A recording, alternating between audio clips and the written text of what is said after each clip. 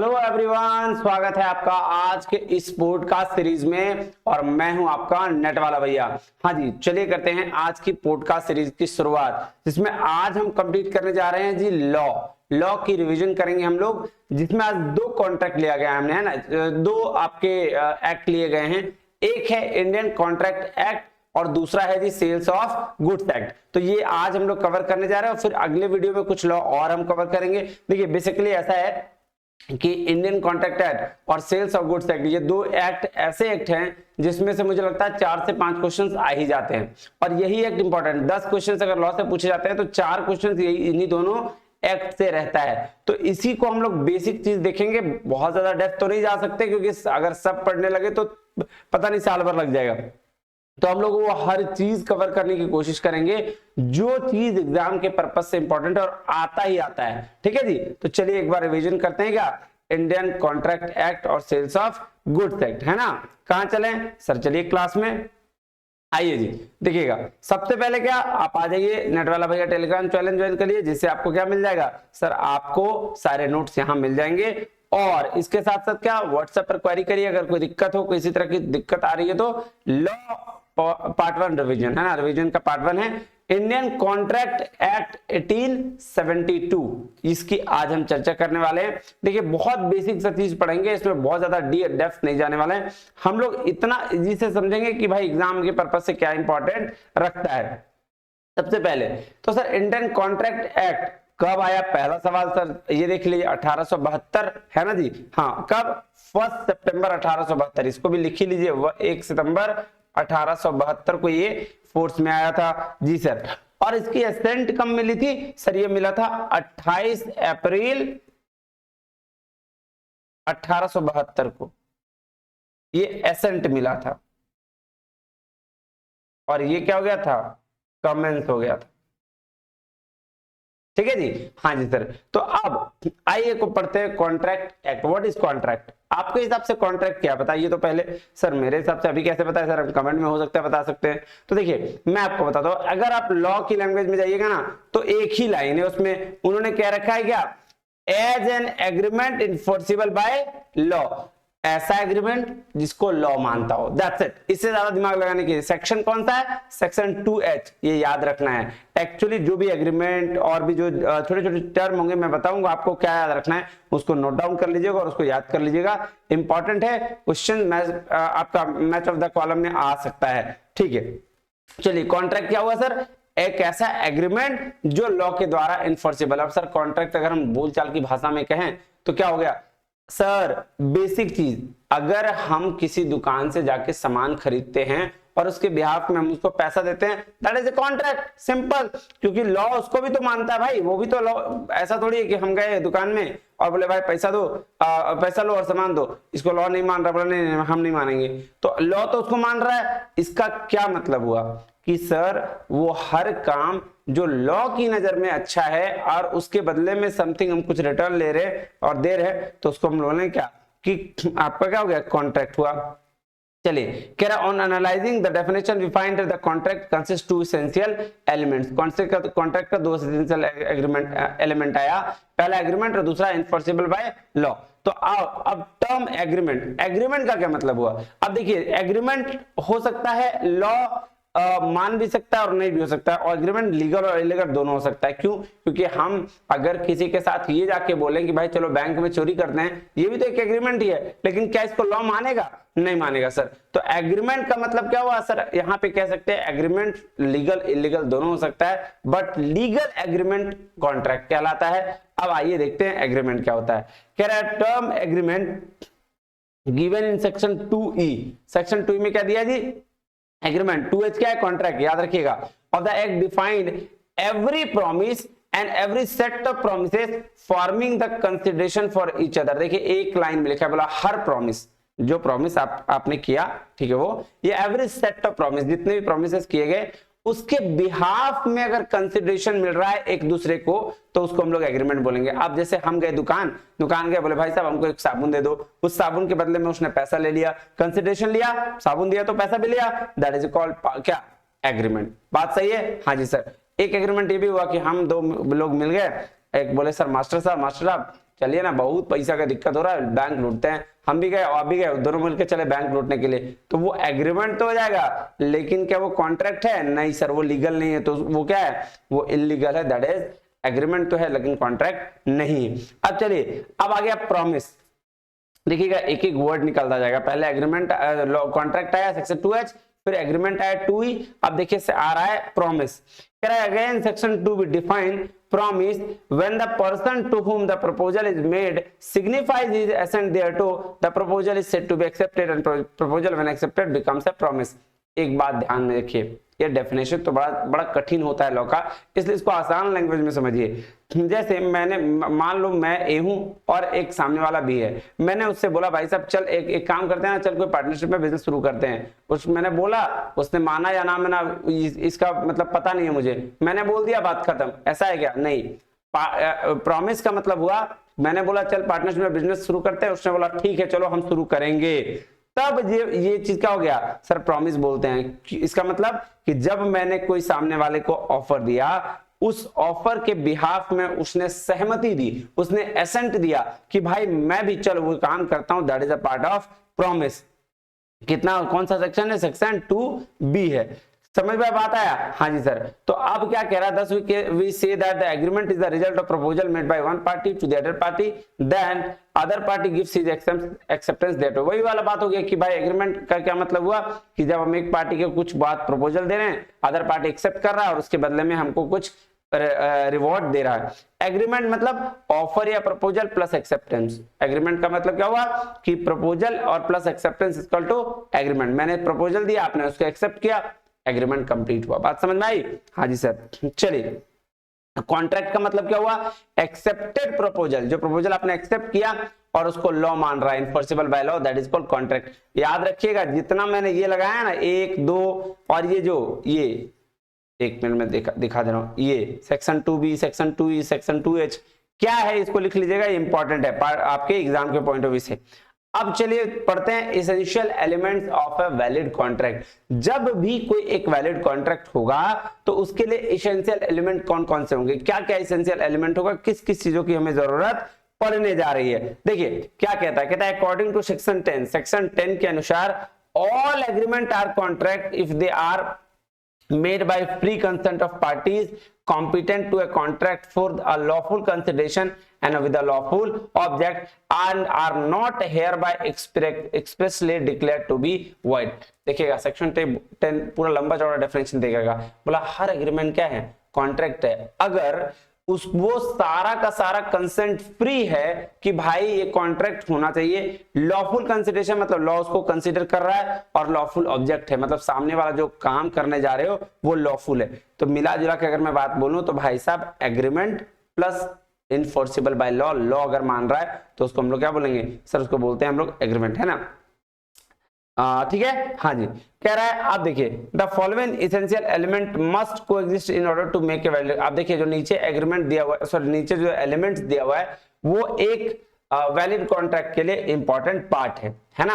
तो valid contract क्या है, आइए पहला पढ़ते हैं। कह रहा है proper offer and proper acceptance with intention to create legal relationship. जब भी आप किसी को ऑफर दें और वो ऑफर एक्सेप्ट करे तो उन दोनों के बीच में लीगल रिलेशनशिप होना चाहिए। लीगल रिलेशनशिप मतलब लॉ वाला रिलेशन नहीं। अब ऐसा नहीं जैसे मैं मान लो मैंने शादी कर ली, अभी तो खैर अभी किया नहीं, मगर मान लो ऐसा कि मैंने शादी कर ली और मैं अपने वाइफ को बोला ऐसा है कि मैं जब शादी कर लूंगी ना, मैं उसके बाद मैं तुम्हें हर महीने 5,000 रुपए दूंगा, ठीक है?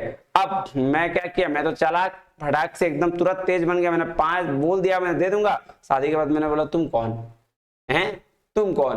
अब वो जाके कोर्ट में एग्रीमेंट या केस नहीं फाइल कर सकती मेरे ऊपर कि भाई ने इसने मुझे बोला था कि भाई शादी के बाद पैसा देगा और दे नहीं रहा है। क्यों? क्योंकि हम सोशल रिलेशनशिप में, समाज वाले रिलेशनशिप में, लीगल रिलेशनशिप में नहीं है। तो लीगल रिलेशनशिप होना कंपलसरी है। बात समझ में आई? उसके बाद देखिए दूसरा बोला lawful consideration and lawful object. अब कंसिडरेशन का क्या मतलब हुआ? अब जैसे मान लो आपने किसी के साथ कॉन्ट्रैक्ट किया, ठीक है, आपने किसी के साथ बोला भाई साहब मुझे एक सामान दे दो जाके। अब वो जो आपको सामान दे रहा है वो कहीं से चोरी करके लाया हुआ दे रहा है, ठीक है। सपोज करो आपने फोन लेने की ठानी, आप चल गए, यहाँ पे एक मार्केट है झारखंड में सुधा कॉम्प्लेक्स, वहां पे क्या होता है पुराना फोन भी नया फोन मिलता है। आप गए फोन खरीदने के लिए सुधा कॉम्प्लेक्स, वहां बोले भाई साहब मुझे एक फोन दे दो। अब वो फोन क्या किया, चोरी वाला दे दिया, ठीक है। अब आपके पास सामने वाला बंदा एक दिन आया, उसका फोन आपको दिख गया, उसका फोन दिख गया आपके हाथ में, उसने तो आपका कट्टा पकड़ लिया, बोला भाई साहब ये तो मेरा फोन है, तू कैसे लेके जा रहा बे हैं? तो उस समय क्या, फिर आप दो को फोन देना पड़ेगा। तो इसीलिए जो कंसिडरेशन होना चाहिए, जो आप किसी से ले रहे हो वो और जो उसके बिहाफ में दे रहे हो वो दोनों क्या होना चाहिए, लॉफुल होना चाहिए। पता चला कि आप भी चोरी का पैसा लाए और चल गए फोन खरीदने, अब चोरी का पैसा लेके चल गए फोन खरीदने, तो जब फोन किया वो गया नानी घर। हाँ जी सर, और लॉफुल ऑब्जेक्ट होना चाहिए, जो भी आप काम कर रहे हो वो क्या होना चाहिए, लॉफुल होना चाहिए। अब क्या, कैपेसिटी टू कॉन्ट्रैक्ट, ये भी बड़ा सही चीज है कि आप कॉन्ट्रैक्ट करने की कैपेसिटी में होना चाहिए। पता चला बच्चा लोग के साथ आप कर रहे हो कॉन्ट्रैक्ट, कैपेसिटी टू कॉन्ट्रैक्ट कहने का मतलब है वो सारा चीज जो एक वैलिड कॉन्ट्रैक्ट के लिए होना चाहिए, चाहे वो एज फैक्टर हो या कोई भी चीज का फैक्टर हो, है ना। तो वो कैपेसिटी होनी चाहिए आपको। 18 साल एज होता है उसको किस चीज के लिए, कॉन्ट्रैक्ट करने के लिए। उसके बाद क्या है, फ्री कंसेंट। अब देखिए एक ही चीज के लिए, जैसे फ्री कंसेंट का मतलब होता है सहमति, ठीक है। जब भी आप कॉन्ट्रैक्ट कर रहे हो, मान लो मैं बोला ये काम करो भाई मुझे 2 किलो चीनी दे दो, ठीक है, सामने वाला बोला ठीक है मैं दे रहा हूं लेकिन 2 किलो गुड़ दे दूंगा, क्या हो सकता है फ्री कंसेंट? नहीं होगा। जब मैं किसी के साथ कॉन्ट्रैक्ट कर रहा हूं तो क्या चाहिए कि मुझे वही चीज चाहिए जो सामने वाला बेच रहा है, या मैं जो वही मांगूंगा जो सामने वाला देगा। मतलब बात समझ में आ रही है? अगर मैंने 2 किलो चीनी मांगी तो 2 किलो चीनी ही तुम दोगे, इसको बोलते हैं फ्री कंसेंट। मतलब दोनों की सहमति होनी चाहिए एक चीज के लिए, है ना। इसीलिए इसका यहाँ एक वर्ड यूज किया जाता है, कंसेसस एड आइटम। कंसेसस ये पूछा गया है कोई एग्जाम में, कंसेसस एड आइटम जिसका मतलब होता है something in return.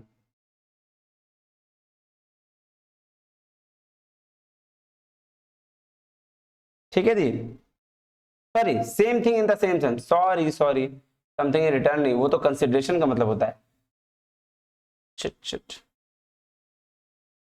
Concession at item मतलब same thing in the same sense, है ना, ये होता है, ठीक है। हाँ जी, अब नेक्स्ट क्या बोल रहा है, बोल रहा है एग्रीमेंट्स नॉट डिक्लेयर वॉइड और इलीगल। अब कोई ऐसा एग्रीमेंट मत कर लेना जो इलीगल हो। अब ये जाके मैंने एग्जांपल दिया ना कि अब आप जा रहे हो और जाके क्या बोल रहे हो, बैंक मैं और आप दोनों मिले और बोले चलो बैंक लूट के आते हैं, है ना। पुलिस आएगी डंडे मारेगी एकदम, मतलब गर्म कर देगी पूरे माहौल को, है समझ रहे हो। तो ये क्या है कि इलीगल जो है, इलीगल और जो वॉइड है, जो पहले से खराब चीजें हैं उसको क्या करना है सर, वैसा एग्रीमेंट नहीं करना है। सर्टेनिटी ऑफ मीनिंग होनी चाहिए। सर्टेनिटी ऑफ मीनिंग का मतलब कि भाई साहब आप जिस चीज के लिए कॉन्ट्रैक्ट कर रहे हो वो चीज सर्टेन होना चाहिए। जैसे अगर मैं बोलूं मैं अमित गया एक बिग बाजार में, वहां पे जो सेल्समैन पड़े थे, मैंने उसको बोला भाई साहब तेल लेके आओ 1 किलो, ठीक है। अब मैंने ये नहीं बोला कौन से तेल लेके आओ, वो जैसे सरसों तेल लेके आओ, मैं बोला अबे पागल है क्या, मेरे को नारियल तेल चाहिए 1 किलो, वो लेके आओ। तो यहाँ क्या होगा, यहाँ कॉन्ट्रैक्ट नहीं होगा। इसलिए बोला जाता है कि भाई साहब सर्टेनिटी ऑफ क्या होना चाहिए, मीनिंग होना चाहिए कि जो भी आप कॉन्टेक्ट करना चाह रहे हो क्लियरली बता दो। अब बोल रहा है possibility of performance of an agreement. हाँ, एक एग्रीमेंट को परफॉर्म करने की पॉसिबिलिटी भी होनी चाहिए। अब मैं आपके साथ ऐसा एग्रीमेंट नहीं कर सकता, मैं बोलूंगा अरे भाई तू 2 लाख रुपए दे, मैं तेरे को हवा में उड़ा दूंगा, है ऐसा पॉसिबिलिटी है। अब बोला भाई तू मेरे को 10 लाख रुपए दे, मैं तेरे रात में ना रात को जमीन पे तारा तोड़ के लेके आ जाऊंगा तुम्हारे लिए, ठीक है। ये वही करते हैं प्यार में जो होते हैं, बेबी चांद पे ले चलो, हैं ऐसे वाला चीज कि भाई बेबी मैं तुम्हारे तारे तोड़ लाऊंगा, मैं तुम्हारे लिए फूलों की पता नहीं बर्फ बना दूंगा, और कोई भी हवा में ऐसे ही मतलब कुछ भी बातें करे जा रहे हैं, कुछ भी मतलब जब दो बोलता है ना दिल लगी दीवार से तो परी क्या चीज है, वो हालत हो जाती है कि जब 2 लोग मिलके बातें करते हैं प्यार मोहब्बत तो नहीं कुछ भी करे चले जाते हैं, नहीं। हाँ ठीक है, तो ये तो ऐसे बातें नहीं करनी है अपने को जब एग्रीमेंट कर रहे हो तो हवा पानी वाली, ठीक है। फिर नेसेसरी लीगल फॉर्मेलिटी। अब देखो जो भी लीगल फॉर्मेलिटी है ना वो उसको ध्यान में देखना रखना चाहिए, ठीक है। हाँ जी सर, तो ये हो गया क्या, ये हो गया आपके essential element of valid contract कि भाई साहब इतना ये सारा एलिमेंट होना चाहिए जब भी आप कॉन्ट्रैक्ट कर रहे हो। तो बात समझ में आई? हाँ जी सर। अब चलिए चलते हैं टाइप्स ऑफ कॉन्ट्रैक्ट, भाई कॉन्ट्रैक्ट कितने टाइप्स के होते हैं, है ना।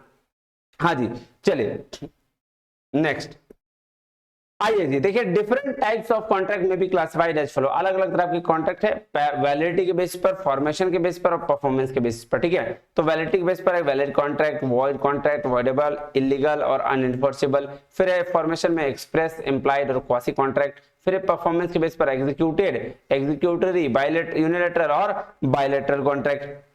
एक एक करके बात करें सर। सबसे पहले वैलिडिटी के बेस पर वैलिड कॉन्ट्रैक्ट। अब मुझे बताइए वैलिड कॉन्ट्रैक्ट का क्या मतलब हुआ? भाई साहब जिसको लॉ मान रहा है वो वैलिड है, सिंपल। अगर मैं बात करूं वैलिड की तो सिंपल सी भी बात होगी ना कि जिसको लॉ मान रहा है वो वैलिड कॉन्ट्रैक्ट है। हाँ, ऐसा कॉन्ट्रैक्ट जिसको लॉ मान रहा है दैट इज वैलिड कॉन्ट्रैक्ट।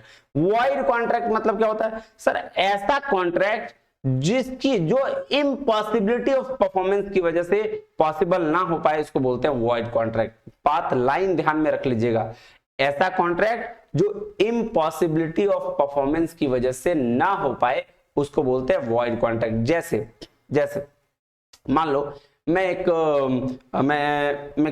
खरीदार हूं, ठीक है, मैं परचेजर हूं, किसी सेलर से के पास गया था, बोला भाई साहब मेरे घर में ना शादी है, भेज देना 500 बोरा चावल। अब क्या है कि उसने प्रॉमिस तो किया और वो भेज भी रहा था, लेकिन रास्ते में क्या हो गई ना, गाड़ी पलट गई और गाड़ी पलट के जाने की वजह से उसकी सारी चीजें खत्म हो गई।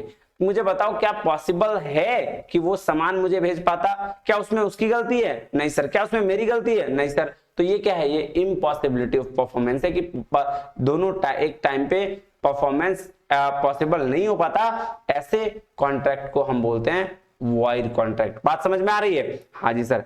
अब नेक्स्ट है वॉइडेबल कॉन्ट्रैक्ट। वॉइडेबल कॉन्ट्रैक्ट का मतलब होता है कि इसमें दो पार्टी होते हैं। तो एक पार्टी इंटेंशनली क्या करता है, वो कॉन्ट्रैक्ट को वॉइड करने की कोशिश करता है, लेकिन सामने वाला पार्टी में कोई कमी नहीं होती, वो वैलिड करना चाहता है कॉन्ट्रैक्ट। तो एक वॉइड, ठीक है, और एक वैलिड करना चाहता है, that is called voidable contract, जहां इसमें एक पार्टी लीगल होता है और दूसरा इंटेंशनली इग्नोर करता है कि तो इसको लीगल बनाना उस पार्टी पर डिपेंड करता है। जैसे बात ध्यान से समझो, ठीक है। मैं गया किसी दुकान में गया, बोला भाई साहब मेरे को ये चावल दे दो, ठीक है। उसने बोला भाई चावल तो ले लो उसके, क्योंकि और चावल खराब था, ठीक है, लेकिन फिर भी वो देने के लिए रेडी हो गया, है ना, देने के लिए रेडी हो गया। वो गलत काम कर रहा है अपने तरफ से। मेरे पास क्या है कि भाई चावल में ले जाऊं, लेकिन मैं जब घर ले जाके देख रहा हूं तो भाई चावल खराब निकला है। अब मेरे ऊपर क्या है? मेरे ऊपर ये चीज है कि भाई उस चावल को चाहे तो हम रख लें या फिर उसके सर पे जाके फोड़ दे उसका सर, ठीक है। तो इसको हम बोलते हैं वॉइडेबल कॉन्ट्रैक्ट। बात समझ में आई? हाँ जी सर। उसके बाद है क्या? इलीगल एग्रीमेंट होता है। इलीगल कॉन्ट्रैक्ट हो ही नहीं सकता, क्योंकि कॉन्ट्रैक्ट अगर बन गया तो इसका मतलब वो क्या है सर? लीगल है। लीगल होगा तभी कॉन्ट्रैक्ट होगा, वरना कॉन्ट्रैक्ट नहीं, एग्रीमेंट होगा। इलीगल एग्रीमेंट मतलब कि दो लोग मिलकर जाके कोई इलीगल काम कर रहे हैं जिसको लॉ नहीं मानता है, दैट्स इट। अनइनफोर्सेबल एग्रीमेंट का मतलब है कि ऐसा एग्रीमेंट जिसको हम इन्फोर्स नहीं करा सकते, जिसका होना पॉसिबल ही नहीं है, ठीक है, उसको बोलते हैं अनइनफोर्सेबल एग्रीमेंट। उसके बाद है एक्सप्रेस कॉन्ट्रैक्ट। एक्सप्रेस कॉन्ट्रैक्ट ऐसा कॉन्ट्रैक्ट को बोलते हैं जहां हम अपने पॉइंट ऑफ व्यू रख सकते हैं, उसको क्या बोलते हैं? Express contract. और इंप्लाइड कॉन्ट्रैक्ट ऐसा कॉन्ट्रैक्ट होता है जहां हमें बोलने की जरूरत नहीं पड़ती, वो ऑलरेडी एक कॉन्ट्रैक्ट हो जाता है। जैसे एग्जांपल के तौर पर बताऊं? हाँ जी सर बताइए। एग्जांपल के तौर पर इसको टैसिट कॉन्ट्रैक्ट भी कह सकते हैं। एग्जांपल के तौर पर आप लीजिए एटीएम, ठीक है। एटीएम में क्या, आप जाते हैं, पैसा एटीएम में पिन डालते हैं, पैसा आपको तुरंत आ जाता है, that is called implied contract. मतलब वहां पे सामने वाले को बोलने की जरूरत नहीं पड़ती, सामने वाला अपनी ड्यूटी खुद ही परफॉर्म कर देता है। Quasi contract it is not a contract. Quasi contract actually क्या है? ऑब्लिगेशन और ड्यूटी है। जैसे अब सोचो कि मैं रास्ते में जा रहा था और मेरा पर्स गुम हो गया। अब मेरा पर्स गुम हो गया तो तुम्हें मिल गया, नालायक लोग हैं, तुम लोग को मिल गया। अब तुम लोग थोड़ा सा निकल गए, ईमानदार बोले चलो सर फ्री में पढ़ाते हैं, सर कोई दिक्कत नहीं, यूट्यूब पे तो हमें क्लास करा देते हैं। तो अब क्या, अब हम लोग का ड्यूटी बनता है कि 2-4 पैसे सर का जो है वो पहुंचा दे। अब तुम हमारे पास आए, बोले सर ले लीजिए ये आपका क्या है आपका पर्स है, तो क्या ये कॉन्ट्रैक्ट था क्या तुम्हें मैंने बोला था पैसे दूंगा इसके बदले में? नहीं। तो इट इज ऑब्लिगेशन, ड्यूटी, जहां पे आप क्या करते हो, आप इस ड्यूटी को निभाते हो, that is called quasi contract. बात समझ में आई? हाँ जी सर। उसके बाद है एग्जीक्यूटेड कॉन्ट्रैक्ट। एग्जीक्यूटेड मतलब जो कॉन्ट्रैक्ट हमने परफॉर्म कर लिया है ना। जैसे मैं दुकान गया, दुकान में सामान खरीदा, सामान के खरीदने के बदले उसे पैसा दे दिया, हमने अपनी ड्यूटीज को परफॉर्म कर ली दोनों ने, that's it, that is called executed contract. Executory मतलब जो हम परफॉर्म करने वाला है। फॉर एग्जांपल जैसे मैं दुकान गया, दुकान में मैंने बोला भाई साहब मुझे 10 किलो चीनी ला के दो, दुकानदार साहब के पास चीनी 5 किलो थे, उसने बोला भैया रुकिए एक काम करिए थोड़ा बहुत मुझे पैसा दे दीजिए, मैं आपको थोड़ी देर में चीनी ला के देता हूँ। फिर मैं क्या किया, मैंने बोला ठीक है ले लो पैसा रख लो। अब पैसा तो मैंने पहले दे दिया, लेकिन क्या चीनी मिला मुझे? नहीं मिला। तो वो जब चीनी फ्यूचर में मिलेगा that is called executory contract. बात समझ में आया? और एग्जीक्यूटेड का ही पार्ट है बायलैटरल और एग्जीक्यूटरी का पार्ट है यूनिलैटरल। यूनिलैटरल कॉन्ट्रैक्ट मतलब जब ड्यूटी एक तरफ से परफॉर्म किया गया हो, दोनों तरफ से नहीं। जब यूनिलैटरल कॉन्ट्रैक्ट का मतलब वैसा कॉन्ट्रैक्ट जब ड्यूटी एक तरफ से परफॉर्म किया गया हो, उसको हम लोग क्या बोलेंगे? यूनिलैटरल, है ना, वन साइडेड कॉन्ट्रैक्ट बोला जाता है इसको। और बायलैटरल कॉन्ट्रैक्ट बोलते हैं जब दोनों साइड से कॉन्ट्रैक्ट परफॉर्म किया गया हो। बात समझ में आ गई? हाँ जी सर। चलिए अब क्या, अब है जी प्रपोजल या ऑफर। क्या होता है ऑफर या प्रपोजल? पढ़िए, कह रहा है section 2A of the Indian contract act 1872 as when one person signifies to another his willingness to do or to abstain from doing anything with a view to obtaining the assent of that other to such act or abstinence, he is said to be make a proposal। भाई साहब मतलब law वाला language में मतलब खत्म हो गई कहानी, लॉ वाला में कुछ नहीं समझ में, बस मैं आपको ऐसे एकदम सिंपल एग्जांपल में समझाता हूं, ठीक है। बोला भाई साहब ए ने बी को बोला सुनो तुम मुझसे शादी करोगी क्या?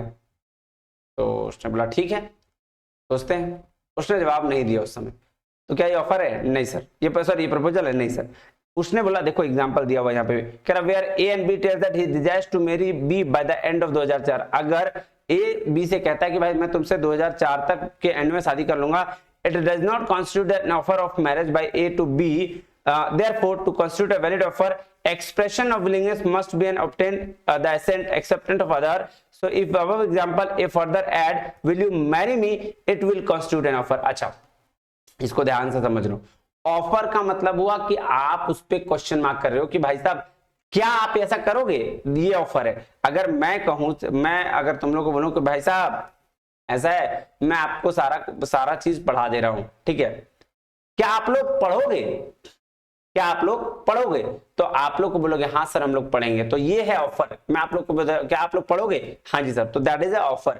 ऑफर का मतलब क्वेश्चन मार्क हमेशा रहेगा ही। समझ में आई बात? हाँ जी सर। चलिए नेक्स्ट क्या, अब टाइप्स ऑफ ऑफर है। टाइप्स ऑफ ऑफर में स्पेशल ऑफर, जनरल ऑफर है, general offer, special offer, cross offer, counter offer और स्टैंडिंग ऑफर। पांचों ऑफर की चर्चा करते हैं, क्वेश्चन पूछा जाता है।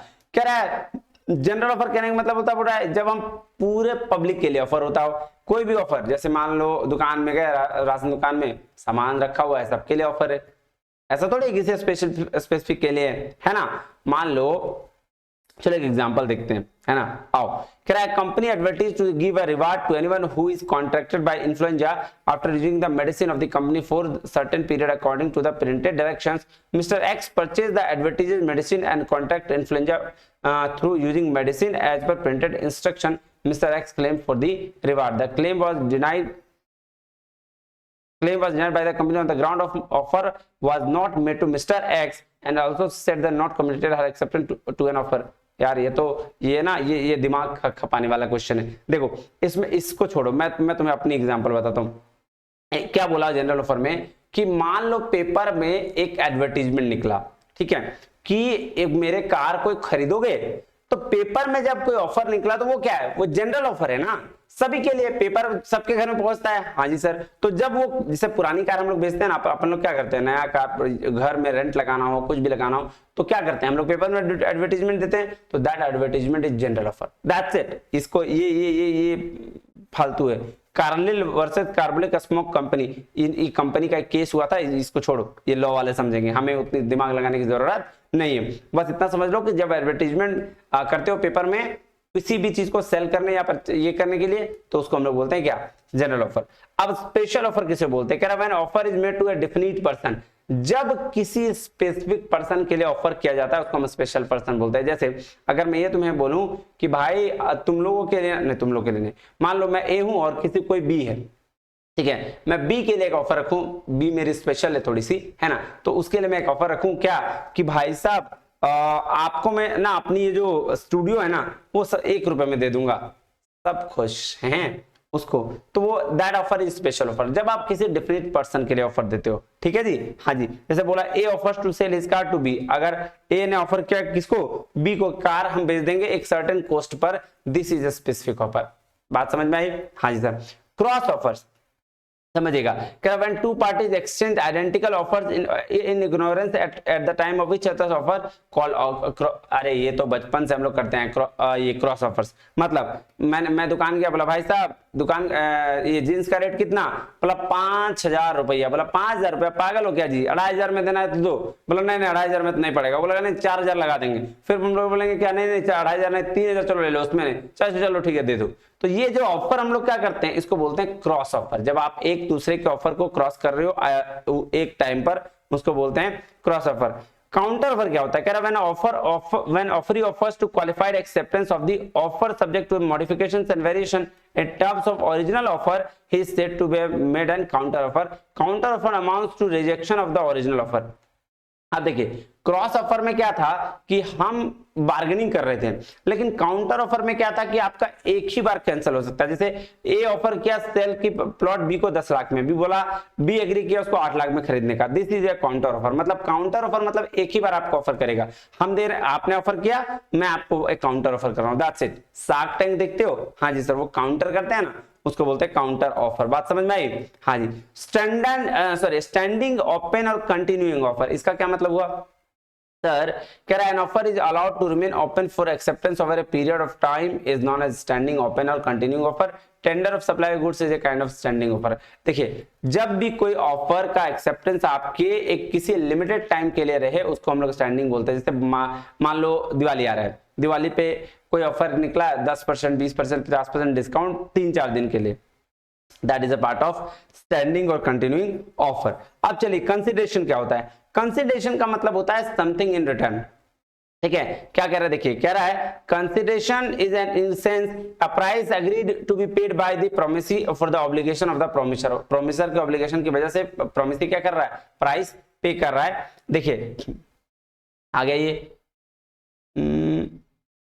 हाँ ये देखिए consideration as follow, when the at the desire of the promisor the promisee or any other person has done or abstained from doing or does abstain from doing or promises to do or abstain from doing something such as act or abstinence or promise is called consideration for the promise। देखो भाई law का language तो समझ में नहीं आएगा, बस इतना याद रखो कि कोई भी अगर पर्सन किसी से सामने वाले से प्रॉमिस करता है कि भाई मैं तुम्हारा ये काम फ्यूचर अभी कर दूंगा, उसके पैसे फ्यूचर में लूंगा, मैं तुम्हारा अभी काम कर दूंगा उसके पैसे अभी लूंगा, या मैं तुम्हारा काम फ्यूचर में कर दूंगा उसके पैसे में फ्यूचर में लूंगा, वो सारे कंसीडरेशन में आते हैं। कंसीडरेशन का मतलब हुआ समथिंग इन रिटर्न, है ना, प्रॉमिस करना। एक पार्टी दूसरे पार्टी से प्रॉमिस करता है कि भाई तुमको हम ये काम करके देंगे, उसके बदले में कुछ ना कुछ वापस लेंगे, that is called consideration in return. अब देखिए कह रहा है this is to say consideration is doing or not doing of something which the promisor desires to be done or not done। तो consideration क्या है कि करना या ना करना, जो प्रोमिसर का मन करे करने का या ना करने का। ये सिंपल वही चीज है कि भाई अब मेरा मन किया, जैसे मैं एक कॉन्ट्रैक्ट किया, ठीक है, मैंने आपके साथ कुछ बात किया, बोला भाई मैं ये काम कर दूंगा, आप पैसे दोगे, बोला हाँ दे दूंगा, बोला कब, अभी या फ्यूचर में, बोला कभी भी दूंगा बट दूंगा, तो समथिंग इन रिटर्न हुआ, दैट इज क्या, कंसिडरेशन। बोल रहा है consideration must be at the desire of the promisor. तो कंसिडरेशन किसके हिसाब से होना चाहिए, प्रोमिसर के हिसाब से, प्रोमिसर जो प्रॉमिस करता है। कंसिडरेशन में move from promise to any other person, हाँ कंसिडरेशन किसी प्रोमिस से किसी अदर पर्सन पर जा सकता है। जैसे अब हम एकदम सिंपल बात समझाता हूं मैं आपको, मैं एक इंसान बोला ठीक है, हाँ सर मैं एक इंसान, मैं बोला भाई साहब मैं क्या हूं, मैं बोला मैं प्रॉमिस करता हूं कि आपको ये काम करके दूंगा, आप मुझे पैसे दे देना, बोला ठीक है, ठीक है, अब प्रोमिसर ने प्रॉमिस कर दिया, बोला ठीक। अब क्या हुआ, मेरे जगह पैसे देने की वजह कोई और पर्सन को पैसे देने की जरूरत पड़ गई, मैंने पैसा उसे मुझे देना था, मैं काम करके दे रहा था नहीं, बात समझ में आ रही है कि पैसे किसके देने थे, मुझे देने थे, क्योंकि मैं काम करके सामने वाले को दे रहा था, लेकिन चूंकि मुझे पैसे कहीं और देने भी थे तो मैंने उसी पर्सन को बोल दिया कि भाई तुमको मुझे पैसे देना है ना, तुम्हें काम करना, तुम मुझे पैसा मत देना, तुम किसी और को दे देना, है ना, तुम इसको पैसे दे देना। बात समझ में आई? तो इसको क्या बोलते हैं सर, कंसिडरेशन मूव कर सकता है प्रोमिस से किसी अदर पर्सन पे भी। कंसिडरेशन में भी पास्ट, प्रेजेंट एंड फ्यूचर, ये तीनों जगह पे हो सकता है। कंसिडरेशन कभी हो सकता है, जैसे अगर मान लो अभी मान लो मेरे यहाँ कोई माली काम कर रहा है, ठीक है, अब मेरे यहाँ कोई माली काम कर रहा है, अभी क्या है कि उसकी स्थिति बहुत सही है, ठीक ठाक चल रही है, ठीक है, और जब उसकी स्थिति ठीक चल रही है तो पैसा भी कमा रहा है, बिल्कुल सही। अभी क्या हुआ कि अर्जेंटली उसे किसी ट्रीटमेंट की वजह से पैसे की जरूरत पड़ गई, उसने मुझसे प्रॉमिस किया कि सर ऐसा है कि आपके यहाँ मैं काम इतने दिनों से कर रहा हूँ, मुझे 1 लाख रुपए दीजिए, मैं इस काम के बदले आपके यहाँ काम कर दूंगा, ठीक है। तो मैं क्या करूंगा, मैं बोलूंगा ठीक है, लो 1 लाख रुपए लो, तुम इलाज कराओ, फिर मेरा आके तुम काम कर देना। तो मैं पहले पैसा दे रहा हूँ, काम वो कब करेगा, फ्यूचर में। तो कंसिडरेशन पास्ट, प्रेजेंट, फ्यूचर भी हो सकता है। जस्ट अपोजिट भी कर लीजिए उसको, कि मान लेते हैं अभी मैं गरीब हो गया, मेरे पास मैं टीचर हूँ, टीचर तो फकीर होता ही है, मैं गरीब हो गया, अभी ठीक ठाक था, कुछ दिन में मैं गरीब हो गया। मान लीजिए मेरे जो काम करता था वो उसको मैंने बोला भाई चले जा, पैसा तो है नहीं, तुमको क्या देंगे। माली निकला ईमानदार, बोला सर इतना साल आपके यहाँ काम किए हैं, हम कैसे चले जाएंगे, हम क्या करेंगे, हम आपके यहाँ काम करेंगे सर, जब आपके पास पैसा होगा आप दे दीजिएगा। फिर मैंने क्या किया, फिर मैंने मेहनत करना शुरू किया, साल 2 साल बाद मेरे पास पैसे आने लगे, उस 2 साल का जो माली ने काम किया था, फिर मैंने माली को पैसे लौटा दिए। That is a consideration. समझ रहे हो बात? हाँ जी sir. Consideration need not be adequate, should be real. बोल रहा है कंसिडरेशन को एडिक्वेट नहीं होना चाहिए बट रियल होना चाहिए। ऐसा नहीं कि हम उसको बोल देंगे कि भाई तुमको आसमान से तारे तोड़ के लाके दे देंगे, भाई जो एक्चुअल चीज है वही करेंगे, पैसा देना होगा पैसा दे देंगे। बात समझ रहे हो? हाँ जी। आप देखिए, अब जो है कैपेसिटी टू कॉन्ट्रैक्ट, कि भाई कौन कैपेसिटी, किसकी कैपेसिटी है कॉन्ट्रैक्ट करने की। तो सबसे पहला चीज मीनिंग, क्या है capacity refers to the competence of parties to make a contract, it is one of the essential element of a valid contract. Essential element का वैलिड कॉन्ट्रैक्ट होने का एक ये भी क्या था, एलिमेंट था। और कैपेसिटी रेफर्स का मतलब है कि कौन पार्टीज को जो है कॉन्ट्रैक्ट करने के लायक है। देखिए लिख रहा है who is competent to contract, मतलब every person who has attained the age of majority, age of majority जिसने कंप्लीट कर लिया है, एज ऑफ साउंड माइंड जो दिमाग और से ठीक है, is not otherwise disqualified from contracting, is competent to a contract. बोल रहा है और किसी जगह से डिस्क्वालिफाइड नहीं है, लॉ उसको डिस्क्वालिफाई नहीं किया हो, तो वो क्या है, कॉन्ट्रैक्ट करने के लायक है। 3 आदमी, जो आपका एज ऑफ मेजोरिटी कंप्लीट कर लिया, जो साउंड माइंड है यानी कि अच्छा सोच सकता है, अच्छा सुन सकता है, समझ सकता है, और तीसरा जो जिसको लॉ ने डिस्क्वालीफाई नहीं किया है, ठीक है, उसको हम लोग क्या बोलते हैं, वो कॉम्पिटेंट है, कॉन्ट्रैक्ट करने के लायक है। एज ऑफ मेजोरिटी इंडिया में क्या है सर, 18 साल है। एज ऑफ मेजोरिटी इंडिया में 18 साल माना गया है। अब देखिए कि law related to the minors agreement और पोजीशंस ऑफ माइनर, लॉ कुछ कानून माइनर के लिए भी हैं जो माइनर एग्रीमेंट कर सकता है या नहीं कर सकता है। कह रहा है कॉन्ट्रैक्ट मेड विद और by minor is void ab initio. अगर आपने किसी माइनर के साथ कॉन्ट्रैक्ट किया तो वो शुरू से ही क्या है, वॉइड है, इम्पॉसिबल है, माइनर के साथ आप कॉन्ट्रैक्ट नहीं कर सकते। No ratification after attaining majority, आप ये सोच रहे हो कि बचपन में हम उसके साथ कॉन्ट्रैक्ट कर लेंगे और फ्यूचर में क्या करेंगे, फ्यूचर में बोलेंगे भाई साहब तुम बचपन में ये किया था, हम उसको क्या करेंगे, रेटिफाई कर लेंगे, तो ये पॉसिबल नहीं है। कह रहा माइनर कैन बी बेनिफिशियरी और can take benefit out of a contract. हाँ, माइनर अगर बेनिफिट के लिए आ रहा है तो वो काम कर सकता है, वो एंट्री ले सकता है, लेकिन बेनिफिट के अलावा किसी भी चीज में उसकी हिस्सेदारी नहीं होगी। चलिए अब क्या बोल रहा है, a minor cannot become a partner in partnership firm, however he may be with the consent of all power partner be admitted to the benefits of the partnership। अच्छा, पार्टनरशिप हम लोग कर रहे हैं, हाँ जी सर, तो वहां माइनर पार्टनर नहीं बन सकता है। पार्टनर तभी बन सकता है जब सभी पार्टनर की सहमति हो, सिर्फ बेनिफिट्स के लिए, लॉस के लिए नहीं।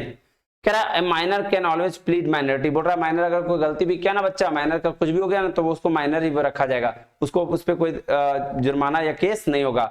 Contract of for supply of necessaries, हाँ माइनर अगर माइनर के लिए अगर नेसेसरीज खाना पीना वगैरह दिया जा रहा है तो उसके बिहाफ में कॉन्ट्रैक्ट किया जा सकता है। कॉन्ट्रैक्ट बाय गार्जियन, गार्जियन भी कॉन्ट्रैक्ट कर सकता है अगर उसके सर्कमस्टांसेस को लेकर कॉन्ट्रैक्ट किया गया है, तो अगर बच्चे के लिए कुछ किया गया है तो। बात समझ में आई? Person of sound mind, sir ये तो पता है पर्सन ऑफ साउंड माइंड का मतलब क्या, कि जो दिमाग से ठीक ठाक है। देखो एक चीज मैं और बताता हूँ, पर्सन ऑफ साउंड माइंड करने का मतलब है कि जो पर्सन दिमाग से ठीक है। एक एग्जांपल और, कॉन्ट्रैक्ट करने के टाइम में अगर पर्सन का दिमाग ठीक है तो वो कॉन्ट्रैक्ट कर सकता है। मतलब अगर कोई पागल भी है लेकिन एक टाइम पर उसका दिमाग काम करता है, तो जिस समय उसका दिमाग काम करता है उस समय वो कॉन्ट्रैक्ट कर सकता है। चलें, हाँ जी सर। अब आ जाइए फ्री कंसेंट। फ्री कंसेंट का क्या मतलब बताया था मैंने सर? फ्री कंसेंट का मतलब बताया था कि जब दो पार्टनर किसी एक चीज के लिए सहमति दे देते हैं। देखिए सेक्शन 13 क्या बोलता है, कह रहा है टू और more person are said to be have consented when they agree upon at the same thing in the same sense. जब दो पार्टनर सेम चीज के लिए सहमति दे देते हैं उसको बोलते हैं फ्री कंसेंट। अब एलिमेंट्स वायलेटिंग फ्री कंसेंट, मतलब कुछ ऐसे एलिमेंट है जो फ्री कंसेंट को नकारते हैं। जैसे पहला है question section 15, undue influence section 16, fraud 17, misrepresentation 18 और मिस्टेक 20, 21, 22। इसको याद कर लीजिएगा, अच्छा रहेगा। क्वेश्चन का मतलब होता है देखो जब हम कोई काम, जब कोई चीज फोर्सफुली करा लेते हैं किसी से, जैसे मैं आया आपके कानपट्टी पे, कान पे रखा पिस्टल, बोला भाई चल एक जमीन मेरा नाम लिख रहे, तो आज तो पार गया तू आज काम से। इस तरह के कॉन्टेक्ट को क्वेश्चन बोलते हैं। अनड्यू इन्फ्लुएंस मतलब होता है कि सामने वाले की इच्छा को दबाते हुए काम करना। जैसे मैं टीचर, मैं एटीट्यूड में रहा, तुम बच्चे बोले, मैंने बोला सुन लाइक चल इधर काम कर, ये काम नहीं करा सकता है कोई। इवन पेरेंट्स भी अपने बच्चों पर दबाव बनाते हुए काम नहीं कर सकते, उसको अनड्यू इन्फ्लुएंस कहा गया है। फ्रॉड तो भाई साहब डायरेक्ट धोखा है, अगर आप इंटेंशनली किसी को धोखा दे रहे हो दैट इज कॉल्ड फ्रॉड। उसके बाद है मिसरिप्रेजेंटेशन। मिसरिप्रेजेंटेशन मतलब क्या है कि भाई साहब जो चीज सही नहीं है उसको मिस रिप्रेजेंट कर रहा है कॉन्ट्रैक्ट में, उसको हम लोग बोलते हैं मिस रिप्रेजेंटेशन।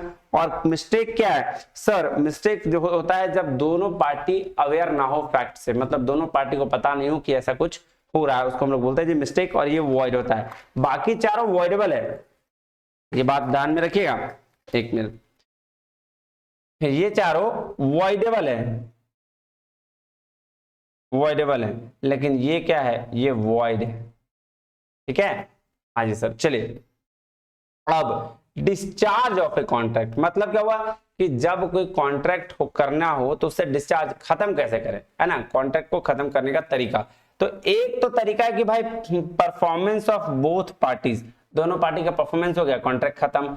उसके बाद क्या, उसके बाद है भाई नॉन परफॉर्मेंस ऑफ पार्टीज, की परफॉर्मेंस नहीं हुआ, तब क्या क्या कारण बन सकते हैं कि कॉन्ट्रैक्ट कैंसिल हो जाए। और तीसरा क्या है, तीसरा है जी by tender to perform by one party, अगर किसी एक पार्टी ने परफॉर्म किया तो क्या क्या कंडीशंस बन सकते हैं। तो सबसे पहले म्यूचुअल एग्रीमेंट जिसमें था, जिसमें 4 है, नोवेशन, रिसेशन, अल्टरेशन और रिमिशन। ठीक है, वेबर मतलब छोड़ देना और मर्ज कर देना, ये 6 है।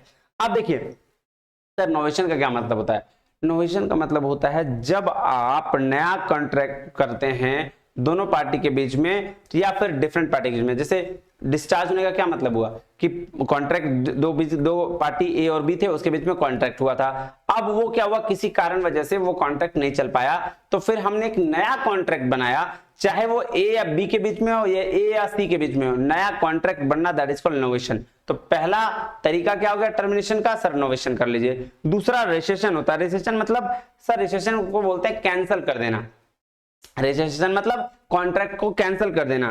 कैंसिल कैसे हो सकता है? 3 तरीके से, चाहे तो म्यूचुअल कंसेंट होगा, दोनों की सहमति होगी कैंसिल हो जाने में, चाहे तो अग्रीव्ड पार्टी कैंसिल कर देगा सामने वाला, चाहे दोनों पार्टी का कंसेंट फ्री नहीं होगा तो कैंसिल हो जाएगा। ऑल्टरेशन का मतलब होता है कि सिर्फ अल्टरेशन मतलब क्या हुआ, जैसे मान लो शर्ट पैंट कभी ये हो जाता है तो अल्टर करते हैं, काट के बराबर करते हैं कि उसको पूरा पैंट ही फाड़ के फेंक देते हो, नहीं। तो अल्टरेशन का मतलब कॉन्ट्रैक्ट में होगा कि टर्म एंड कंडीशंस चेंज होंगे, पार्टीज वही रहेंगी, ए और बी अगर कॉन्ट्रैक्ट किया है तो उसके टर्म एंड कंडीशंस चेंज होंगे, उसको बोलते हैं अल्टरेशन। और रिमिशन होता है पूरी तरीके से छोड़ देना, ठीक है, कि भाई साहब चल जा तुझे माफ किया। वेबर में मतलब छोड़ देना, और मर्जर का मतलब मर्ज हो जाना, है ना, तो ये छोड़ो। उसके बाद है by breach of contract. Breach of contract का मतलब क्या हुआ, एक्चुअल टाइम। देखिए 2 तरीके के ब्रीच ऑफ कॉन्ट्रैक्ट, मतलब कॉन्ट्रैक्ट को तोड़ देना।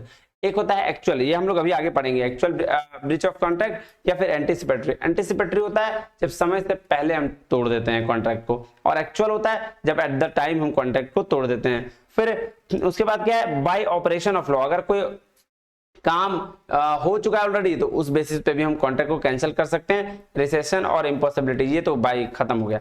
अब आ जाइए ब्रीच ऑफ कॉन्ट्रैक्ट, ये दो तरीके का था। देखिए एंटिसिपेटरी ब्रीच ऑफ कॉन्ट्रैक्ट और actual breach of contract. Sir anticipatory का मतलब टाइम से पहले अगर कोई कॉन्ट्रैक्ट तोड़ दिया हमने, actual breach of contract, sorry anticipatory breach of contract. और at the time of performance, जब परफॉर्म करना था उस समय अगर हमने कॉन्ट्रैक्ट तोड़ा तो एक्चुअल ब्रीच ऑफ कॉन्ट्रैक्ट। देख लीजिएगा आप। चलिए जी, इंडियन कॉन्ट्रैक्ट एक्ट हो गया जी खत्म। बात समझ में आई? हाँ जी सर। चलिए अब क्या, अब करते हैं जी सेल्स ऑफ गुड्स एक्ट, है ना। सेल्स ऑफ गुड्स एक्ट 1930, ठीक है जी। कब फोर्स में आया? 1 जुलाई को। कब आया जी? 1 जुलाई 1930 को, ठीक है। अब चलिए कह रहा section 2 of the Indian sales of goods act define the terms which have been frequently used. अब इसमें कुछ टर्म्स डिफाइन किया है। पहला है बायर और दूसरा सेलर। तो बायर बोला means a person who buy और एग्री टू बाय। बायर का क्या मतलब हुआ कि जो खरीदता है या खरीदने के लिए इच्छुक भी होता है, उसको भी यहाँ बायर माना गया है। उसके अलावा सेल क्या, सेलर क्या, seller means a person who sells और एग्री टू सेल्स, बस, ठीक है।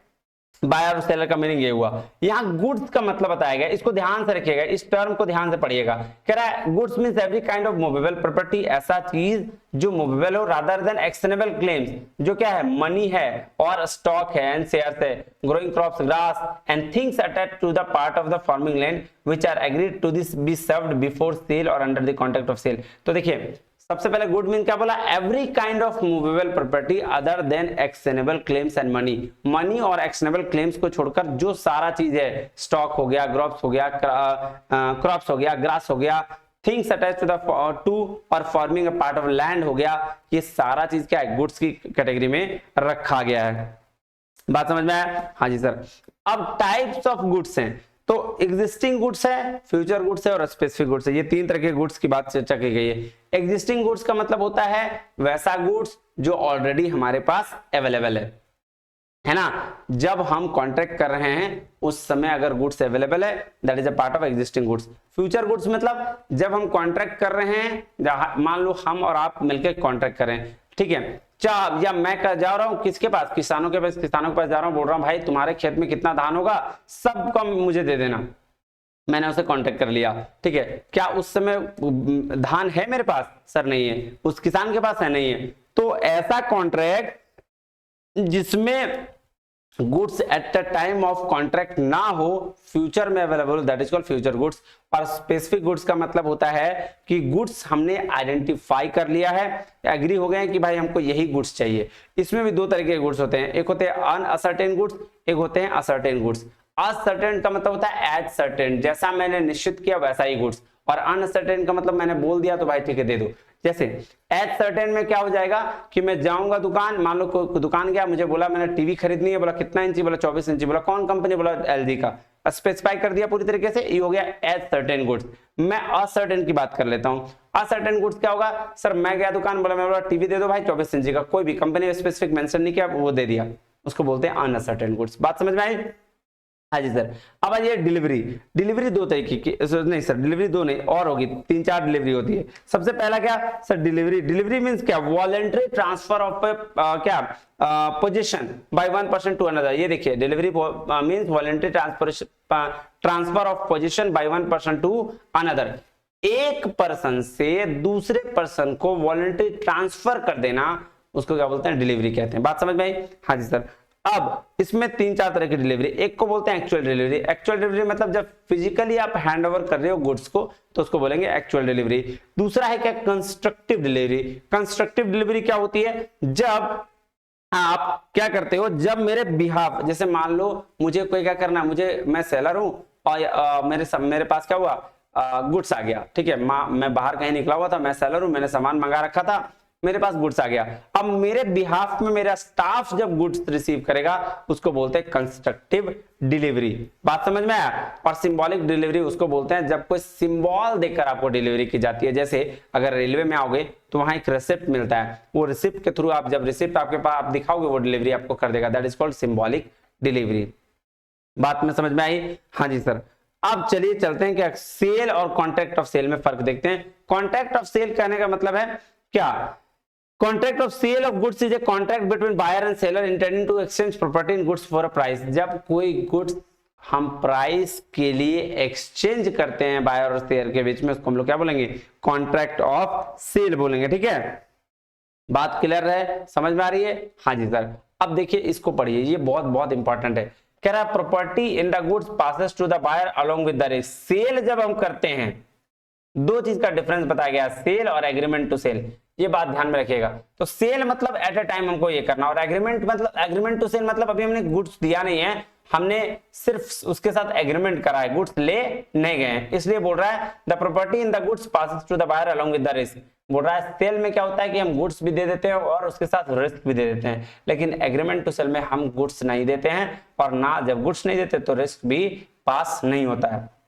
देखिए सेल क्या है, एग्जीक्यूटेड कॉन्ट्रैक्ट है, मतलब दोनों तरफ से परफॉर्मेंस हो चुका है, मैं दुकान गया, दुकान से सामान लिया, बात खत्म, उसको पैसा दे दिया, बात खत्म। लेकिन ये एग्रीमेंट टू सेल क्या है कि मैंने अभी उसको बोला ना कि मेरे लिए चीनी ला दो, मैंने सामान तो लिया नहीं ना, तो अभी रिस्क किसके हाथ में, सर सेलर के हाथ में ही पड़ा हुआ है। फिर बोल रहा है seller can sue buyer for the price of goods because the passage of property therein to the buyer. अगर सेलर ने क्या किया, प्राइस तोड़ दिया, सेल करने के बाद उसको सामान नहीं दिया, तो भाई उसके लिए आपको क्या देना पड़ेगा, फाइन देना पड़ेगा, यानी कि प्राइस के लिए सू कर सकता है। लेकिन यहां अगर नहीं दिया तो बोल रहा है अग्रीव पार्टी जो है, मतलब इसका बात समझो, एग्रीमेंट टू सेल में मैं गया दुकान, ठीक है, बोला चीनी ला के दो, बोला ठीक है दे दूंगा, मैंने 50 रुपए किलो भाव तोलमोल कर लिया था, बोला ठीक। अब क्या हुआ, मैं चीनी लाने के लिए बोला, वो लेके आया चीनी, ठीक है, मैं थोड़ा देर लेट क्या हो गया, मैं उसके बाद वो उसके पास कोई दुकानदार आया, सॉरी कोई कस्टमर आया, उसने 70 रुपए किलो वो चीनी बेच दी, बात समझ में आई, बेच दी। मैं गया गुस्से में क्या, अच्छे से गया, मैंने बोला भाई साहब चीनी निकाल दो, उसने बोला सर सॉरी सर मैंने चीनी बेच दी सर। मैंने बोला बेच दी, मैंने तो पैसे दिए थे, चलो लाओ एक्स्ट्रा जो मेरे पैसे तो लाओ ही, इसके साथ साथ मुझे जो एक्स्ट्रा पैसे मिले वो भी दो। तो इसको बोलते हैं aggrieve party can sue for damages, damages भी उसको मिलेगा।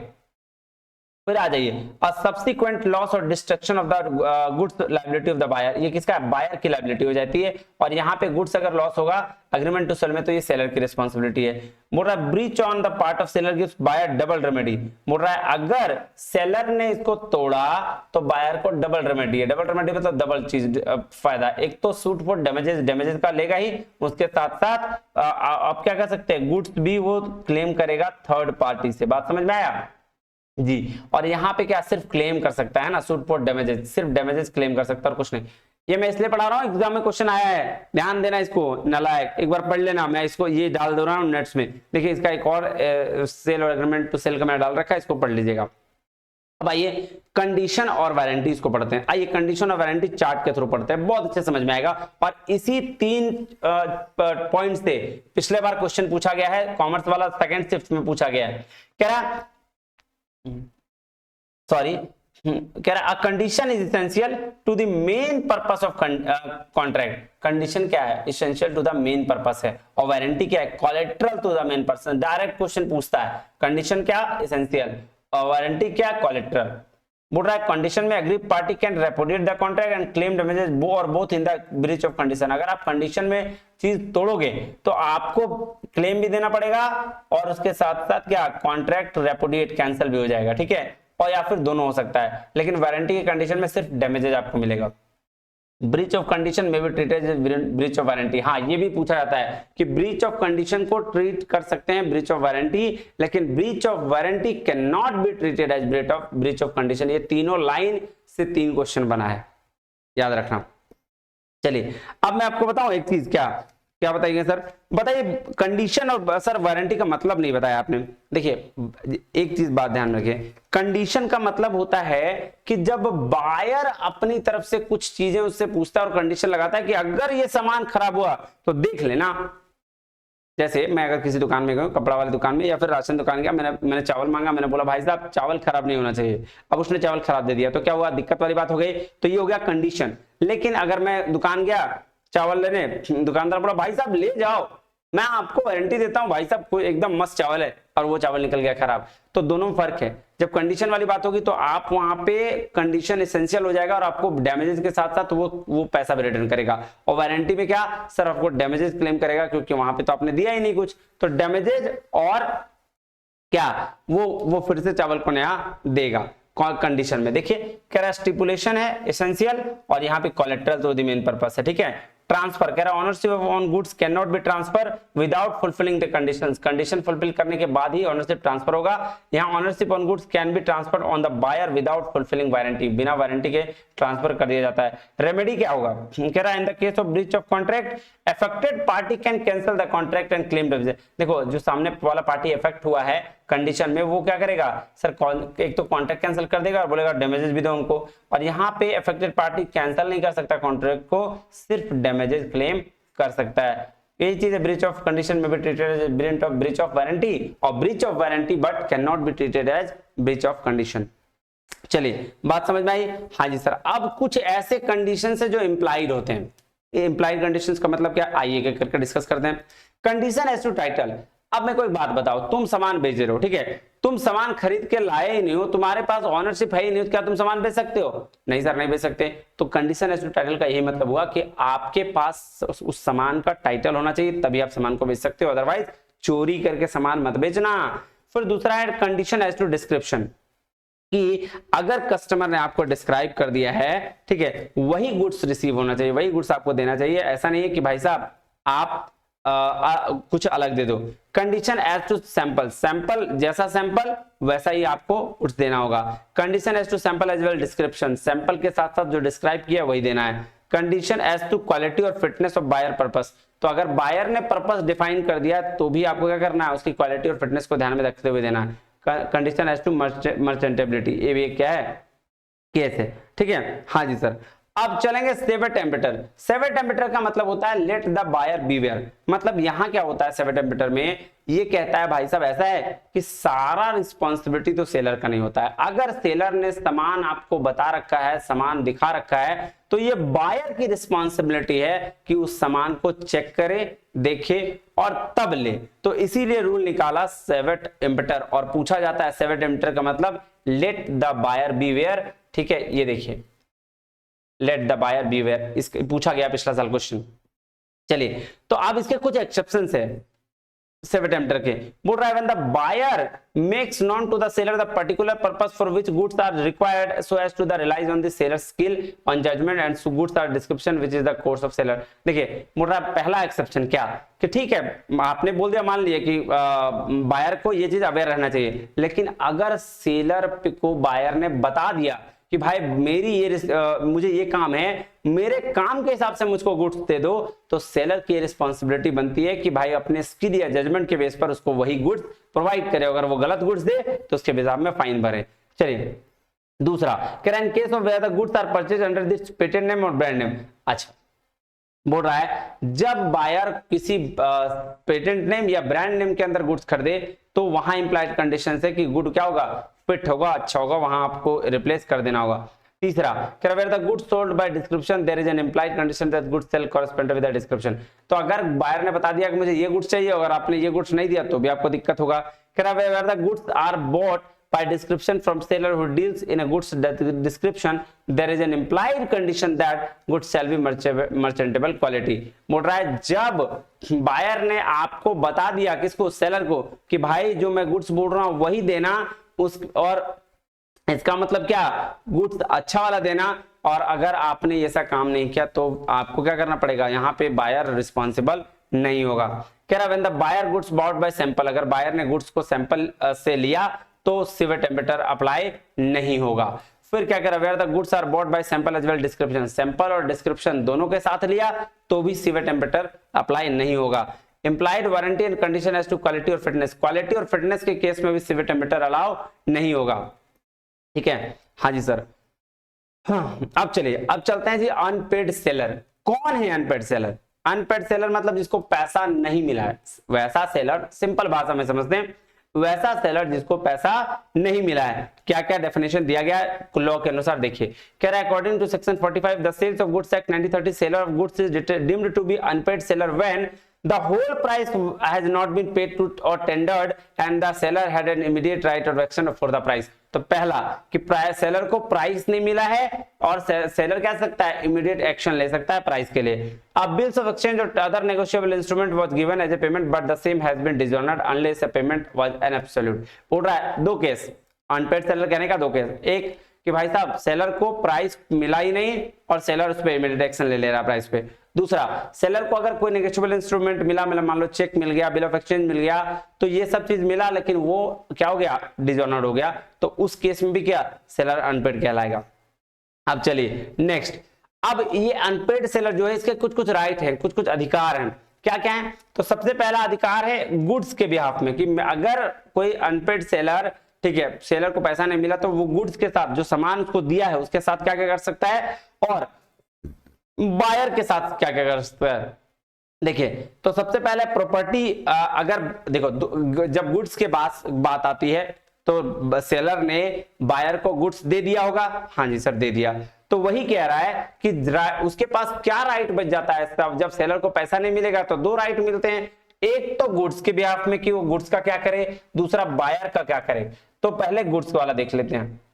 तो गुड्स के में भी 2 केस, कि क्या प्रॉपर्टी बायर जो है बायर के पास जा चुका है या प्रॉपर्टी बायर के पास नहीं गया है। अगर प्रॉपर्टी बायर के पास जा चुका है तो ये 3 केस, और फिर नहीं गया है तो ये 4 केस। तो आइए क्या करके पढ़ते हैं। कह रहा A right of unpaid seller against the good. The unpaid seller has the following right. क्या क्या राइट है, देखिए सबसे पहला right of lien. Right of lien क्या बोलता है, कह रहा है he has the right of lien on the goods of price where he is in possession until the payment of tender। मोटा राइट ऑफ लीन तब लागू होगा जब उसको पैसा नहीं मिला होगा। देखिए where goods have been sold without any stipulation of credit, ये 3 कंडीशन पे राइट ऑफ लीन लगेगा। क्या क्या, कि भाई साहब बिना शर्त और कंडीशन का गुड्स बेचा गया होगा। Where goods have been sold on credit, जब गुड्स उधार में बेचा गया होगा और उसका उधार का डेट खत्म हो गया होगा। वेयर बायर बिकम इंसॉल्वेंट, और जब बायर बिकम इंसॉल्वेंट हो गया होगा, तो 3 कंडीशन में क्या राइट ऑफ लीन लगेगा। चलिए अब क्या, right of stoppage in transit, ये क्या है भाई साहब, जब गुड्स आधे रास्ते में होगा तो भाई सेलर बोलेगा चलो आधे रास्ते से सामान लेके आ जाओ।